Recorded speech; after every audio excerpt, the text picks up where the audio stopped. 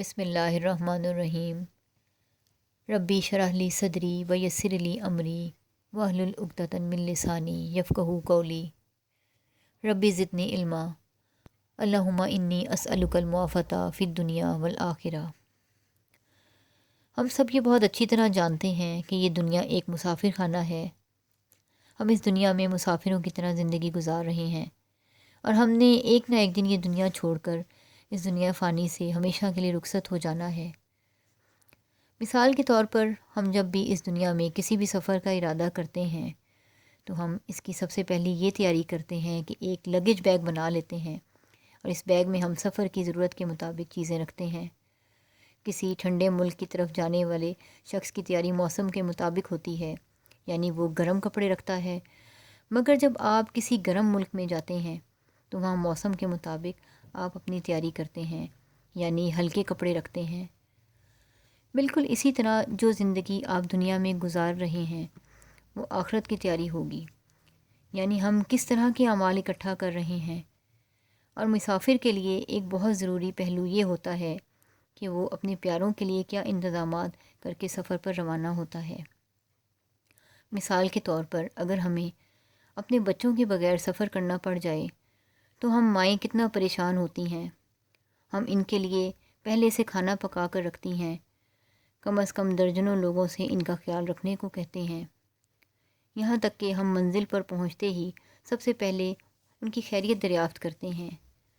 جب بھی ہم کھانا کھاتے ہیں تو وہ ہمیں یاد آتے ہیں، اور میں یہ یقین کے ساتھ کہہ سکتی ہوں کہ ہر ماں اس بات کی ضرور فکر کرتی ہے کہ اگر وہ اچانک مر گئی تو اس کے بچوں کا خیال کون رکھے گا۔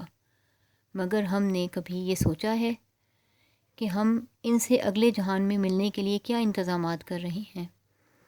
کہ آیا وہ ہمیں اگلے جہان میں مل سکیں گے؟ اگر ہم اللہ کی رحمت سے اور نیک اعمال کے بدلے میں جنت تک پہنچ بھی گئے تو اپنے بچوں سے ملنے کی وہاں کیا تیاری ہے؟ اور نہ صرف ہمارے بچے بلکہ اپنے پیاروں سے جنت میں ملنے کے لیے کیا انتظامات چھوڑ کر جا رہے ہیں۔ میں اپنے ساتھی مسلمانوں کی آخرت کی تیاری کے لیے کیا کر رہی ہوں؟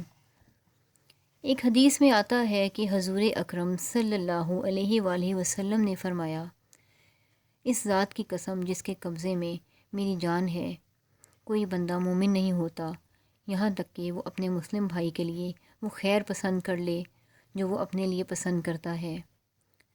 لیکن اس کے لیے ضروری ہے کہ ہم لوگوں کو اللہ کے کلام سے جوڑیں، اپنے بچوں کا قرآن پاک سے تعلق قائم کریں۔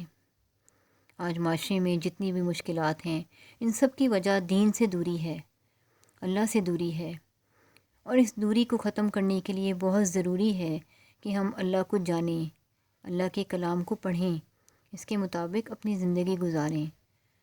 اور کیوں نہ ہم اس کام کا آغاز رمضان کے مبارک مہینے سے کریں، کیونکہ اس مہینے میں دل بہت نرم ہوتے ہیں، تو اس کام میں ہمیں اپنا اپنا حصہ ڈالنا ہے، لوگوں کو دین سے جوڑنا ہے، اور خود بھی اللہ کے کلام کو سمجھنے میں وقت لگانا ہے اور عمل میں آگے بڑھنا ہے۔ ہم سب کو اپنی منزل کے بارے میں فکر کرنی ہے اور آخرت کے لیے اچھے اعمال اکٹھا کرنے ہیں تاکہ ہم اپنے پیاروں کے ساتھ جنت میں دوبارہ مل سکیں۔ اللہ تعالی ہم سب پر اپنا کرم فرمائے اور اچھے نیک عمل کی توفیق عطا فرمائے، آمین۔